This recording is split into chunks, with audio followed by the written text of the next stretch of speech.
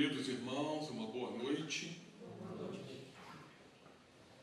Que esta noite seja mais um capítulo de conhecimento, de aprofundamento espiritual, para que então, munidos de todos os conhecimentos adquiridos, possamos adentrar no verdadeiro caminho. Num processo que eu chamo de abertura, porque muitos dizem: eu vou ao encontro de Deus, eu vou ao encontro da luz, eu vou ao encontro de Jesus. Isso, de certa forma, é um equívoco. A gente não vai ao encontro, a gente se abre para eles, porque Deus está em todos os lugares. Então não há distanciamento entre nós e o Pai. Não há distanciamento entre nós e o Cristo, que já atingiu a culminância espiritual, sendo hoje Espírito puro. Então nos parece, quando a gente diz isso, que temos um longo caminho a percorrer para chegarmos a Jesus, para chegarmos ao Pai, para chegarmos à luz. Então não é uma questão de irmos ao encontro. É uma questão apenas de abertura. Porque como nós nos situamos ainda na condição de espíritos endividados, espíritos comprometidos com o passado e com o presente, então nós estamos obstruídos. Formamos o que chamamos de quistos energéticos, mentais. E esses quistos faz com que a gente se subtraia da possibilidade da gente se abrir à luz. Normalmente, quando falamos desses quistos, falamos das nossas fixações mentais. Ainda vibramos nesta faixa de fixações. Aquelas ideias fixas das quais ainda não conseguimos nos libertar. Ideias, por exemplo, de mágoas, de ódios, de raivas, de destemperos. Assim somos nós. Ainda. Então precisamos ter essa conscientização da abertura. E essa abertura é o nosso livre-arbítrio, nossas escolhas. Vamos escolher para nos abrirmos. E seremos inundados por essa luz. Quando a gente fala muito, principalmente nos livros de Joana de Ângelis, quando a gente fala de autoiluminação, como atingir esse grau de iluminação? Não é a iluminação que muitos pensam, da contemplação, dos profetas. Não, não é isso. Exatamente não é isso. Então, precisamos nos conscientizar o que precisamos iluminar. Porque essa luz, caríssimos irmãos, está em nós. Se Deus está em nós, como o próprio Cristo nos afirmou, o reino de Deus não encontra-se nem aqui, nem acolá, encontra-se em vós, obviamente que a luz está em nós. Mas ainda não nos abrimos a ela. Somos teimosos, somos obstinados, somos preconceituosos, somos incrédulos, somos céticos, e por aí vai. Então formamos esses quistos doentios que carecem de luz. Seriam as nossas sombras. Por que existem as sombras no nosso psiquismo, no nosso inconsciente? porque ainda não nos predispusemos a iluminá-las. Quem vai iluminar as sombras dos quais somos portadores é a luz. E se essa luz está em nós, pensemos bem, precisamos movimentá-la, mobilizá-la, através do nosso esforço, da nossa compreensão, do nosso livre-arbítrio. E aí sim vamos abrir brechas, canais de penetração da luz. E essa luz que nos abrimos, ela vai iluminar nossas sombras. Umas vão demorar mais, outras vão demorar menos. Umas vão necessitar de algumas encarnações, outras não. Tudo são méritos do nosso esforço. Então, quando falamos de luz, falamos da vida. A luz é um fulcro, de onde emergem o quê? O calor e a vida. Então, onde a vida, seja ela qual for, a luz. O calor de que necessitamos para a nossa subsistência. E, ao mesmo tempo, é o centro para onde convergem as atenções e os interesses de todos. Olhem só, como a vida é magnânima, como a vida é uma bênção. Claro que para muitos a luz ofusca. Muitos ainda não estão preparados para lidarem com a luz, elas vão ofuscar esse globo ocular nosso. Os insetos, por exemplo, atraídos pela sua claridade, até os insetos buscam a claridade, diante da luz, eles se aturdem. E se a chama que está crepitante, nela ardem. Dominados pela sua pujança, dominados pelo seu vigor. As mariposas acercam-se da flama tremeluzente e nela perecem. Outros animais, o homem, fixados no seu fulgor, ainda despreparados, encadeiam-se e perdem o rumo, se desorientam. Então a luz ela vai ter que vir paulatinamente e não como uma voragem a ponto de aturdir, a ponto de desarmonizar a criatura. Mas, todavia, é ela, a luz, que aponta e aclara os caminhos. Guardemos isso. Então, a luz que nos cabe, de acordo com o nosso processo evolutivo, é a luz que nos mostra, nos aclara os caminhos a serem percorridos. Mas vamos lembrar aqui uma frase de Jesus, porque ela traz uma profundidade muito grande. Está no Evangelho de João, capítulo 9, versículo 5. O Cristo falou: enquanto eu estou no mundo, eu sou a luz do mundo.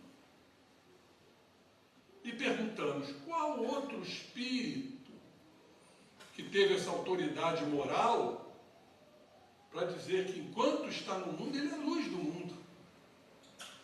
Ele é a luz do Evangelho, ele é a luz das bem-aventuranças, ele é a luz que nos convida a nos abrirmos a ela. Então, se queremos divisar a luz, façamos por onde? Jesus é a luz do mundo. O nosso querido Chico Xavier, pelo Espírito Emmanuel, da revista Reformador, ele diz o seguinte: Emmanuel que diz, sob a pena do Chico, aprende a semear a luz no solo dos corações, conduzindo o arado milagroso do amor, para que as sombras da ignorância abandonem a terra para sempre. Olha que excelsitude isto, coisa magnífica. Emmanuel está nos convidando a semear a luz no solo de nossos corações, porque são os nossos corações que vão emanar o amor. O amor que sustenta a vida. Poderíamos dizer que são três questões que se interagem: Deus, amor e luz? Claro que sim. Se João, o evangelista, disse que Deus é amor, se Deus está em nós, se Jesus está em nós, e Ele nos disse que enquanto eu estou no mundo, eu sou a luz do mundo, não há como separarmos Deus, amor e luz. Então Emmanuel é muito feliz nos conduzindo a esse arado, para que possamos então, pelo processo de autoiluminação, porque nós seremos os responsáveis, ninguém vai nos iluminar. É a nossa tarefa mobilizar essas energias mais profundas do nosso inconsciente, do nosso psiquismo, para iluminar as sombras, como ele coloca, da ignorância. Porque, em verdade, nós erramos muito pela ignorância. Mas ignorância no sentido de desconhecimento. Aquele que desconhece é um ignorante.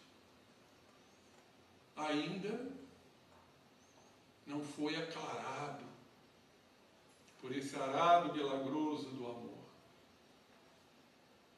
Então, quando Emmanuel diz isso, está bastante claro que precisamos iluminar nossas sombras. E o que são as nossas sombras? Se não os nossos delitos do passado, se não os nossos desajustes, os nossos desmandos. Ora, irmãos, como erramos? Não podemos reclamar de estarmos aqui em processos de mudanças, que são processos dolorosos. Sabe lá o que fizemos em outras encarnações? Nas prístinas épocas, onde imperava a violência, onde imperava o poder, a maldade, a perversidade, a gente estava lá sim. Claro que estávamos lá. Senão não estaríamos aqui. Agora sim, tentando iluminar nossas sombras, nossos sentimentos ainda em desalinho. Basta que sejamos convocados a isto e a gente reage. Não somos brandos, não somos pacíficos. Poderíamos dizer que estamos a caminho, mas ainda nos falta uma longa caminhada. Quando somos estimulados, abordados, nós reagimos. Porque são as sombras em predominância que se evertem e chegam na nossa consciência e nós não conseguimos detê-las. Nós chamamos isso de condicionamento, nós estamos condicionados. Agora, como isso é importante? Ah, mas gera sofrimento, gera angústia, gera amargura? Gera. Mas se tivermos um pequenino grau de compreensão, que já não é mais a ignorância, nós vamos entender nossas desventuras, nossas doenças, nossas enfermidades, como somos frágeis. Como somos frágeis. Mas vamos lembrar esta passagem excepcional do Cristo no Monte Tabor, quando ele se transfigurou do Senhor, é também um símbolo para a humanidade. Como é que nós podemos entender a transfiguração de Jesus? Vocês devem se lembrar daquela passagem evangélica, que estavam ali Moisés, estava ali Elias, desencarnados, e no centro Jesus, e os apóstolos encarnados embaixo. Então, uma das passagens mais lindas do Evangelho. Mas não é porque ele só se fez luz, não. É o que isso representa para a gente. O que temos que aprender com isto. Então, a sua ação mental, plena, pura, agiu no seu corpo espiritual de Jesus, ele estava encarnado, e foi uma emanação tão forte que saíram fótons de luz por todos os seus poros. E isso foi tão poderoso que encegueceu os apóstolos que estavam ali embaixo. Ficaram completamente enceguecidos e depois, então, adormeceram porque doaram muita energia. Mas a transfiguração do Mestre amado traz, no capítulo do Evangelho, uma importância muito grande. Vamos ver que Emmanuel nos fala no livro Consolador, na questão 310. Todas as expressões do Evangelho, todas, possuem uma significação divina. E no Tabor, no Monte Tabor, contemplamos a grande lição de que o homem deve viver a sua existência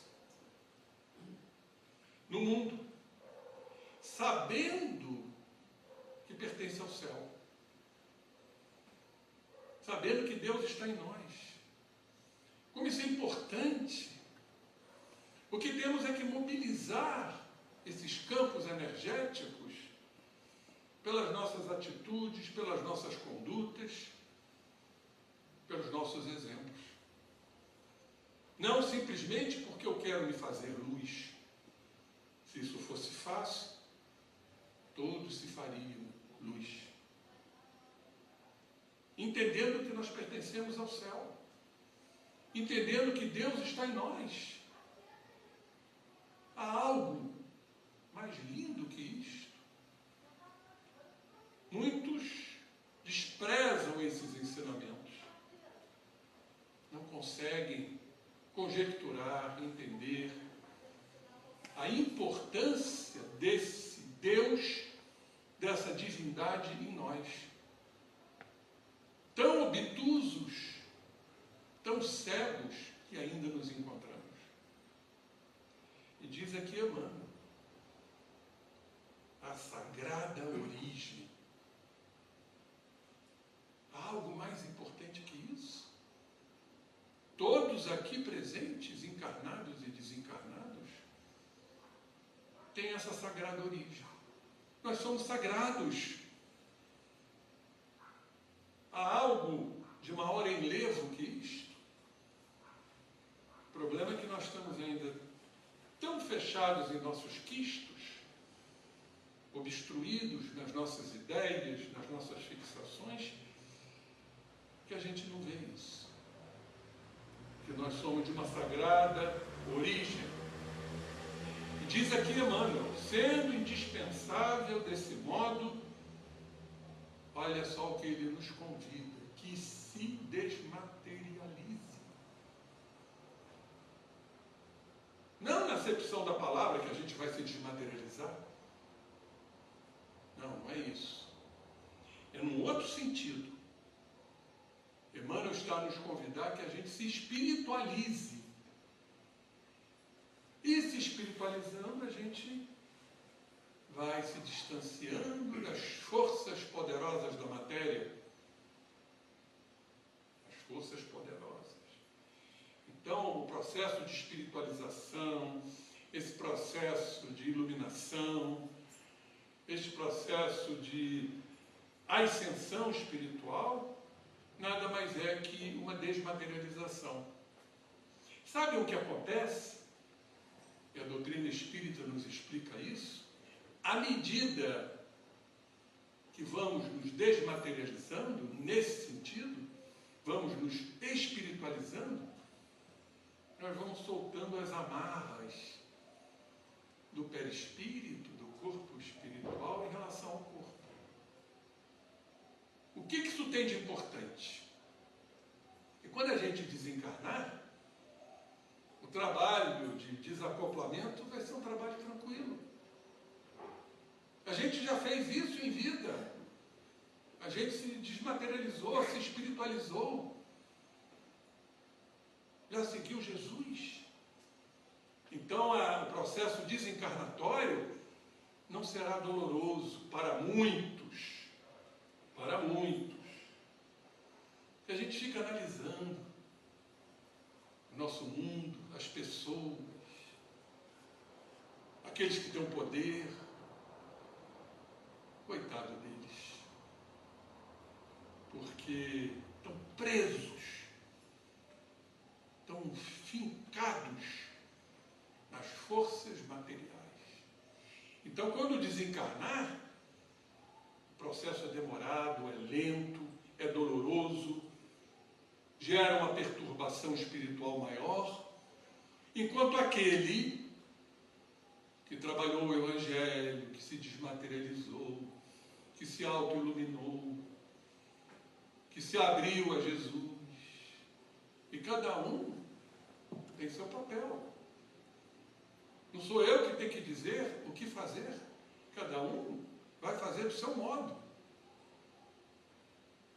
Então diz aqui Emmanuel, que se desmaterialize a todos os instantes. Ou seja, não é uma vez ou outra. Nós temos que instantaneamente nos desmaterializar. Soltar essas amarras. Aí ele diz aqui, complementando, para que se desenvolva em amor e sabedoria, na sagrada exteriorização da virtude celeste, cujos germes lhe dormitam no coração. Então, essa passagem aqui, eu recomendo que aqueles que têm um Consolador vão lá na questão 310, Emmanuel, Psicografia do Chico, e releiam isso. Como isso é profundo. Esse convite à espiritualização, à desmaterialização, à autoiluminação, todos os instantes. Não é só quando vem a casa espírita, que é muito fácil. A gente chegar aqui, virar a mãozinha e achar que a graça vai cair. Não. Isso é um ledo engano.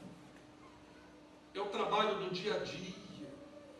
É o trabalho da compreensão, do respeito, do amor ao próximo, da caridade. A doutrina espírita nos explica isso a mancheias. Ou seja, é a exteriorização da virtude celeste. É o self, a essência do self, como diz o Jung, é a presença de Deus em nós. Então a própria psicologia, a própria psiquiatria vem nos trazer essa ideia de estarmos aqui combatendo nossas sombras. É um combate.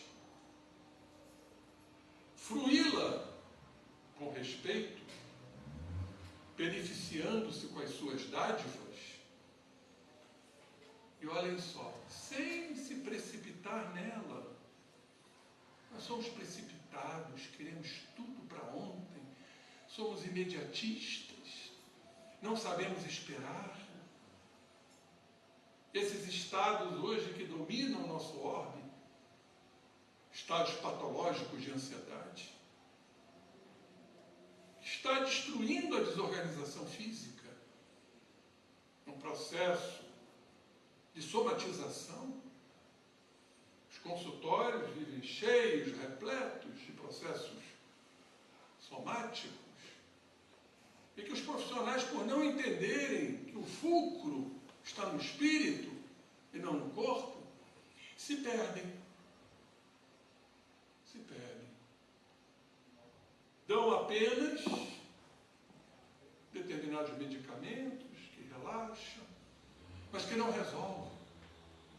Adiam o processo. Passou o efeito, o estado ansioso de ser retorna. Então diz aqui, nós precisamos não nos precipitarmos, mas precisamos nos incendiar por dentro, vivendo no calor do ideal superior, aquilo que nos aquece, que nos dá forças. É deixar-se atingir, guardem isto, sem consumir-se. Deixemos-nos atingir por esse calor do ideal superior, mas sem a gente se consumir. Jesus é a grande e perene luz, a luz imperecível, imortal. Enquanto eu estou no mundo, sou a luz do mundo, que veio às sombras dos caminhos humanos para que jamais voltasse a predominar a treva. Vejam bem, isso foi há 2000 anos, 2025 anos. Jesus veio com esta finalidade para que a treva não predomine entre nós. No entanto, ela continua predominando. Porque ainda não nos abrimos à perene luz. Ainda estamos dominados pelas nossas sombras, pelas nossas crenças, pelos nossos valores. A sua trajetória, Jesus, fez-se assinalar pela inapagável claridade. A claridade do Cristo é inapagável, que prossegue e irá prosseguir, iluminando os séculos. Eu sou o caminho, eu sou a verdade, eu sou a vida. Ninguém vai ao Pai a não ser por mim. Como é que isso vai se apagar, caros irmãos? Isso vai se prorromper cada vez mais ao longo dos tempos, porque Jesus veio cumprir a sua missão de nos trazer o seu Evangelho, de nos trazer as leis de Deus, de nos trazer as bem-aventuranças. Uns vão seguir, outros vão se demorar, e por conta disso vão sofrer. Temos que seguir Jesus. Não sabemos, e sabemos que não é fácil. Vamos lembrar aquela passagem de Mateus 16, 24, em que Jesus disse: se alguém quiser vir após mim, ou seja, seguir o Mestre, a si mesmo se negue. Tome sua cruz e siga-me. Quando a gente analisa essa frase do Cristo, nós entendemos a dificuldade, porque ele coloca aqui em primeiro lugar que a gente precisa se negar. Negar o quê? Nossas crenças, nossas ilusões, aquilo que acreditamos que é o certo, e por isso sofremos. Porque não são as nossas regras, não são os nossos preconceitos, e sim do Cristo, os conceitos do Cristo. E ele nos recomenda que a gente tome nossa cruz. Ou seja, nos crucificarmos na acepção da palavra. Passarmos pelas dificuldades, pelas nossas dores, porque as cruzes estão de acordo com a nossa largura. Ela nunca é mais e nunca é menos. Mas, no entanto, vivemos a reclamar, a lamentar, a murmurar o tempo inteiro. Porque dentro do nosso orgulho, do nosso egoísmo, nada pode abordar o nosso ego. Nada pode fazer com que o nosso ego seja atingido. Então, vem a dor consequente a isto. As doenças, as enfermidades. Se não aprendermos, vamos desencarnar. Vamos encarnar, talvez aqui, quiçá, se a gente tiver méritos, ou outros orbes, outros planetas. Como diz o Evangelho, onde há prantos e ranger de dentes. Porque a dor, sem querer fazer apologia da dor, mas a dor é uma necessidade. Se a gente não passar pela dor, nós não vamos despertar nossas consciências. Vamos ficar ainda enquistados nos nossos valores, dos quais não abrimos mão. Então tem que vir o quê? Uma dor maior. Porque só ela nos aperfeiçoa. Só ela nos educa. E só ela nos sensibiliza, como diz Leon Denis, no seu maravilhoso livro O Problema do Ser, do Destino e da Dor. O que me chama a atenção nessa frase de Leon Denis, a dor educa, sim. Vamos ficando mais educadinhos, vamos compreendendo por que estamos sofrendo. Isso nos convida ao aperfeiçoamento, sermos melhores. Mas o que me chama mais atenção é a sensibilização. Ficamos mais sensíveis. E a sensibilidade está muito ligada ao nosso amor, ao nosso alto amor. Eu vou me sensibilizando. Eu vou saindo daquele estado pétreo, estado de endurecimento, como muitos são. Criaturas endurecidas, indiferentes, insensíveis. Então elas precisam se sensibilizarem. E quem faz isso? A dor. Não há outro caminho, no estágio em que nos encontramos. Quantos se encontravam enregelados pelos sentimentos negativos, esses, abandonados ao frio da indiferença social.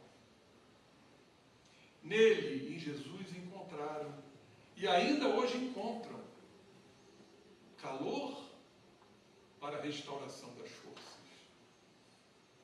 Jesus não nos abandona, por mais que nós não o compreendamos. Está sempre jorrando calor para nos restaurarmos. E a gente não observa isso. Os sofredores de todo porte buscavam Jesus e o procuram ainda agora para aquecer-se no seu convívio. O crime, porém, que urde desgraças, a astúcia que se mancomuna com a injustiça, tecendo redes perigosas, a suspeita sistemática que conspira contra a paz, o orgulho que degenera os sentimentos nobres. Aí está grande obstáculo, o orgulho e o egoísmo.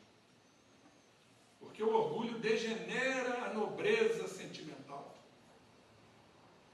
E o egoísmo, gerador das torpezas morais, o egoísta não aceita a claridade, que está nele, mas não aceita. É resistente resistente à claridade, é resistente à luz que está nele, que lhes desmancha as articulações perniciosas. E por isso, descontentes, investem de rijo, usando seus meios tenebrosos para apagar a luz ou destruir seu núcleo gerador. Jesus, meus irmãos, não passou incólume a tais artimanhas. Ninguém transitará sem sofrer-lhes a sanha malfazeja. Perseguem, picados pela inveja venenosa, e arremessam-se contra, expostos a todos. O sentimento que deprecia tanto como a inveja. Sabemos que o invejoso sofre de complexo de inferioridade. O invejoso se sente frustrado por não atingir seus objetivos egóicos, orgulhosos. Então passam a invejar o outro porque acreditam que o outro está acima deles. Então é como uma cobra, essa inveja venenosa. E porque labutando às escondidas, sem escrúpulos, usam qualquer arma. E quando vem para defrontar a vítima, já minaram o solo. Isso é uma característica do invejoso. Ele mina o solo, onde o outro vai passar, onde o outro vai transitar. Porque ele acredita que o outro está acima dele e ele inveja isso mediante as suas frustrações, a sua baixa autoestima, a autodepreciação. Então já minaram o solo, pressupondo vitória, ou então desesperados, sem receio de perder-se. Arrojam-se contra, desde que ponham abaixo, isso é uma característica do invejoso, quem ou o que. O invejoso, ele tenta puxar o outro que ele acredita que está na glória para se nivelar a ele, que arbitrariamente se propuseram destruir. Todos os lutadores das elevadas aspirações, todos, provaram-lhes o ferrete em brasa, a perseguição gratuita, conhecendo-lhes a tenacidade. Tudo observam, tudo, através das lentes escuras dos seus sentimentos amarfanhados. Recusam-se à concórdia. Eles não querem concórdia. Eles querem satisfação.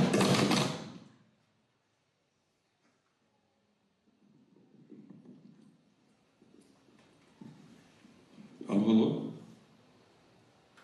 Então eles querem satisfação para atender a seus desejos, para atender o seu orgulho, para atender o seu egoísmo, porque se sentem nesse campo desvalorizados. Eles próprios se desvalorizam. E não raro, preferem a perda, preferem perder, preferem sofrer, do que se renderem fraternalmente. E Jesus, como de hábito, os defrontou vezes sem conta. Essa malta de invejosos, de arrogantes, de prepotentes, Jesus os defrontou. Jesus não temia nada. Jesus conhecia todos. Fariseus e saduceus, atados à vilania das posições enganosas, tentaram de todas as formas perturbá-lo durante todo o seu ministério. Dominadores que se enganam, aos outros iludindo, investiram com armas em riste contra a aparente fragilidade dele, de Jesus, e por isso odeiam-no, porque não puderam vencer nem fugir da sua irresistível atração. O que Jesus emanava, a força moral, as energias que saíam de seus poros, do seu olhar, do seu corpo, provocava até nesses incautos uma irresistível atração.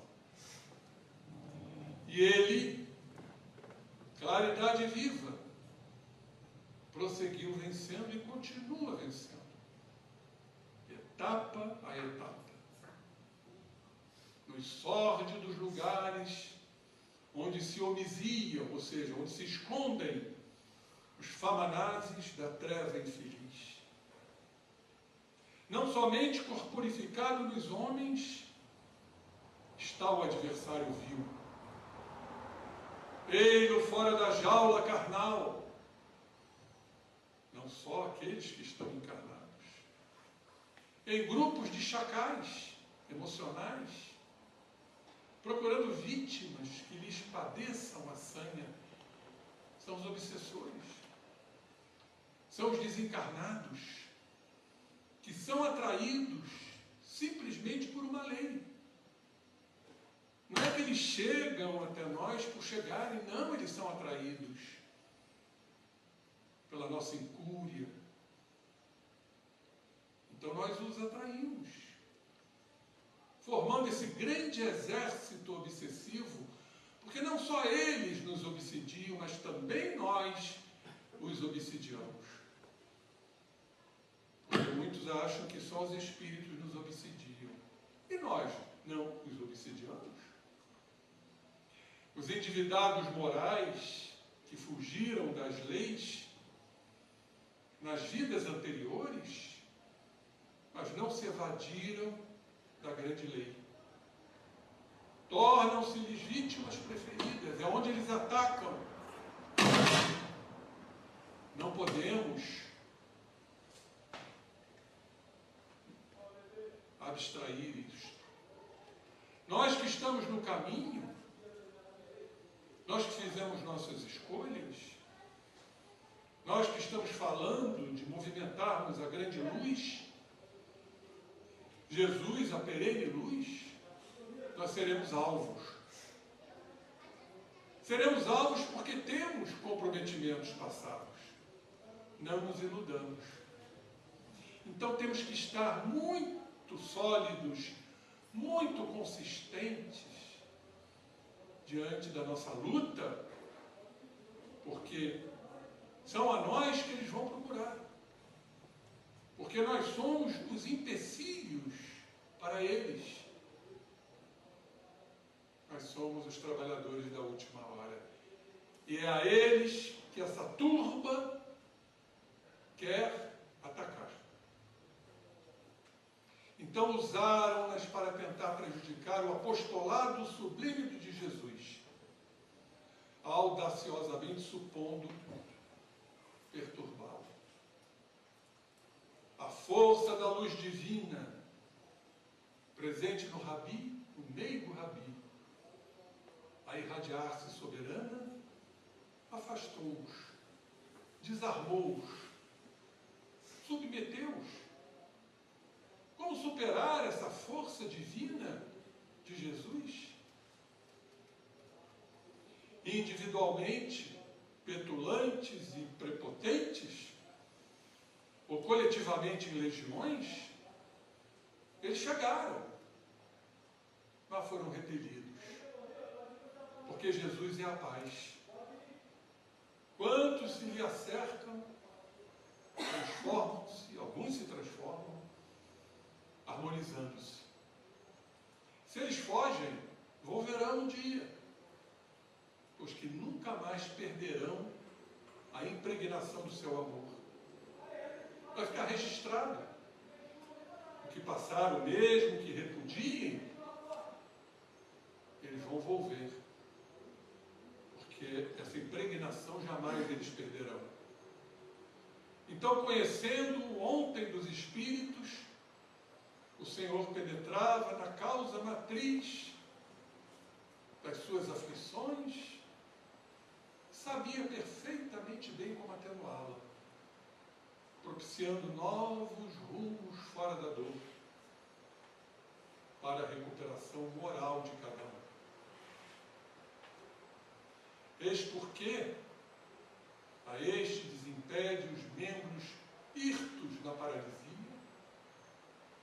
aquele abre os olhos fechados, a esse limpa as ulcerações, aquele outro desamarra dos liames obsessivos, a um restitui som aos ouvidos moucos e ao outro devolve a voz. O seu amor não tem limites. Quando muitos dizem que isto é milagre, nós sabemos que o milagre não existe. Isso tem uma fundamentação, tanto que Jesus disse: não sou eu que te salvo, tua fé te salvou. Vai e não voltes a errar, para que não suceda coisa pior. Narra Mateus, capítulo 10, versículos 32 a 34, que ao espocar das suas mercês, quando as multidões buscavam socorro para as suas mazelas, trouxeram-lhe um mudo endemoniado.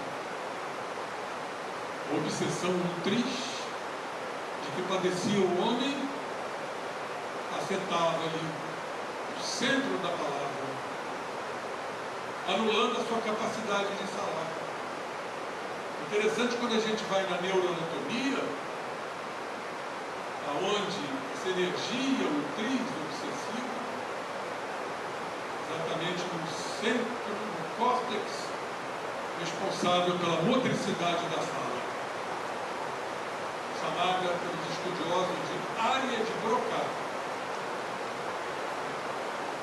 Nas fronteiras, meus irmãos, além das vibrações físicas, agridem-se, desforçam-se. Algoz de ontem, vítima de hoje, em luta feroz. A autoridade do mestre interfere no duelo sem palavras, alivia o perseguidor, intuindo-lhe que o endividado não prosseguirá sem justiça, lei de causa e efeito, não lhe cabendo nem tanto fazê-la, a fim de não incidir em erro mais grave. Libera a vítima atual, concedendo-lhe na lucidez e no verbo oportunidade de reabilitação. Assim era Jesus, liberando a vítima dessas influenciações, mas concedendo-lhe a lucidez, a fala, para a sua devida reabilitação. E aí o homem recuperou-se. O entusiasmo fez-se geral, um hino de louvor e de lágrimas. A treva humana, porém, despeitada e vítima da própria incipiência, alardeia pela boca farisaica. É pelo príncipe dos demônios que ele expele os demônios. Mesmo ante a evidência do fato, a má fé encontra argumentação. Como se socorre da sombra, apela para as suas expressões. Porque se sente impura, acredita na força da impureza. Desde que convive com astúcias e ardis, aceita a hipótese da existência do príncipe do mal, em razão de sintonizar com o mal, que nela mesma predomina. Jesus, meus irmãos, não lhe disse nada.